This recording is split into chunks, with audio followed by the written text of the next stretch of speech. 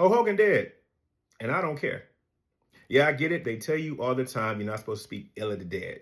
But what do you do when the dead has spoke ill about you? Nobody growing up in the 80s and the 90s was a bigger Hulk Hogan fan than me. I mean, dude was everywhere. He had Saturday morning cartoons. I had his poster on my wall of him ripping this shirt. He's the reason I even tried to do my first push-up when I was 3 or 4 years old. My cousin Chantel used to snatch a remote control because she was a couple years older and stronger. I think she's still stronger now. Because she wanted to watch WWE superstars every Saturday morning. And I wanted to watch cartoons, but then slowly but surely, I started to like it. Because you got this guy on there, bigger than life, telling you eat your vitamins, say your prayers. And then came the real life experience that I had, WrestleMania 3, Pontiac Silverdome, which is right outside Detroit. Me and my parents, the only memory the three of us ever shared when we were all happy, I see him go against Andre the Giant, who at the time had made the biggest heel turn in history of wrestling. He body slammed Andre the Giant, and I was excited as hell because I got the chance to see that on a school night. As I got older, I started to go off from wrestling. I wasn't really watching it that much. But then Hulk Hogan made a bigger heel turn than Andre the Giant, and he joined the NWO. Now everybody around my middle school was screaming, for life. NWO was everywhere, and continually Hulk Hogan is on video games, he's on TV, he's in movies, he's on TV shows, he's everywhere. You couldn't go nowhere without seeing the black and white, NWO. I started to get back into wrestling, and you know what my greater memory was? WrestleMania 18 to see Hulk Hogan go against The Rock. And as a wrestling fan, that was our Mike Tyson versus Muhammad Ali moment. Hulk Hogan had been away from WWE for about 10 years. To see him return and take on The Rock, magnifique. Then he went back to the red and yellow. He got corny. I'm good. And then he got a reality show, Hogan Knows Best. And honestly, it was just a show that was designed to have his daughter become the next Britney Spears. I was cool on it. But then came my first disturbed memory of the man, the great, the legend, Hulk Hogan. And it was an audio recording of him talking to his son, Nick Hogan, in jail. Because Nick Hogan's in jail because he was driving drunk. And his man that was in the car with him, they hit a tree. And now his man is a vegetable. And Hulk Hogan is speaking bad about him as if it was part of God's plan because this guy must have allegedly been a horrible person. And Nick is like, yeah, he was negative. And they go right into talking about getting a reality show for Nick Hogan. This man is in jail. He has no accountability. And Hulk Hogan is catering to his son because he's a spoiled brat. I was sweet on Hulk Hogan at that point. There's nothing about that man that I ever want to see. And then come the actual nail in the coffin after that, which is the audio that we're all talking about right now of him dropping a hard N-word. He's in the bed after he just had sex. That post-sex conversation, instead of getting yourself a cigarette, and he's in there with his man's wife, cheating. I don't know who cheating on who, but he's upset and angry. And I had to go back and listen to this because Brooke Hogan at that time allegedly was dating a black guy, and Hulk Hogan is calling her out saying she jumped sides on me. Yeah. And she's with an igger, with a hard R. Not the Nigga that he might have rapped in the Jeezy song that keeps replaying on that clip that's going around. Not that that would be an excuse. Nah, he's dropping a hard ER. And he's even saying, I'm racist to a point.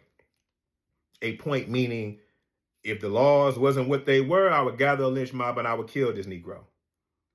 He was dropping the N-word with so much fierceness, you would have thought he was born in 1800 and had slaves everywhere.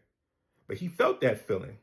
And at that point, whenever I would see Hulk Hogan anywhere, I would just turn my head. Matter of fact, the last time I saw Hulk Hogan was the last time a lot of us saw him, is when he showed up on WWE Raw when they premiered on Netflix, and the audience was booing him. Not because he was playing the heel, he was in character, because it was him. I was on my couch, like Leonardo DiCaprio mean, pointing at the TV, booing that man myself, because I'm good on him. That audio of him dropping that hard R, that was out in 2012. He had plenty of time to make up for it, but instead of saying I apologize or I'm wrong or try to go on the next years of his life to make good of that, you know what that man told a locker room full of black wrestlers when the WWE let him back in? Don't get caught recording, saying something that you don't want the world to know. Yeah, that's an apology. And now that he's gone, dead in the ground, you want to sit there and try to tell me why I should separate the man from the legend. I should not necessarily make it personal. And I'm so tired of that. Black people since 1619 been having to separate our feelings from a lot of things. This is why collectively I'm always saying we need therapy. because our emotions are always being put up in the closet, put up in a shoebox, and separated. I'm good on that. Don't try to convince me that I'm somehow tarnishing this man's legacy when he went out his way to tarnish his own legacy. He the one that spit on everything that he did. He the one that constantly went around making up fabricated lies of his legend and adding to the sauce, betraying people, having a lot of people not really like him. He did that in his own personal life, and I ain't really got nothing to do with none of that. I got something to do with the fact that I'm not going to go around and telling a white man who spent his life hating me that, hey, man, hit me 3 more times. You really love me. No, I'm tired of that. And listen, you're going to have some black people who are going to feel opposite, and that's okay. Everybody's credit score of empathy is not the same. Listen, mine is a $25 gift card. Some people got an Amex, and they're going to sit there and forgive people all day long. I'm not doing it. And Hulk Hogan was one of those individuals that he decided a long time ago that he was all about the money and his whiteness, and he didn't care. He was going to walk around shameless about it, and he had the privilege to do it. How often do we see white America not really forgiving us? They still mad at Mike Vick, and they still mad at a lot of other brothers that they feel like are guilty. And listen, some of those brothers who are guilty, I feel like they're guilty too, but it's different in the lens, in that white lens, looking at blackness when we make a mistake versus when they make a mistake. Hulk Hogan didn't go around apologizing simply because he didn't have to. White men of power, white men in general, don't have to go around apologizing to nobody about who they are when the truth is revealed. When they speak about something that we already know how they felt, they can walk and they barely even lose a step. Versus I got to walk and I got to take my time with every simple type of mistake that I got to make in my blackness. I got to pass that on to my sons, to my daughters, to my nieces, to my nephews. And you want to sit there and try to tell me that I can't judge a man that voluntarily wanted to wake up one day and choose violence to tell me how he felt about people who look like me? I'm good. This ain't the time and place to go in on the man after he's dead, because I'm pretty sure his family is mourning for him. And I feel that. As someone who's lost people over the years and someone who's going to lose somebody tomorrow and the day after that and a couple tomorrows after that, we all got to deal with the reality of the people that we love, that when they die, they might have pissed a couple people off. But in Hulk Hogan, he pissed off people who specifically look like me. So because of that, I don't care. I'm not walking around with no animosity, no hatred. I'm not going to go find his graveyard and spit on it. I'm not going to even go make another video about this to sit there and tell you about how evil of a man he is. No, I'm just trying to tell you that I don't care. I ran out of cares a long time ago. My not caring is on the backbone of people who look like me who had to care. So me, I'm honoring them by not caring. I don't care.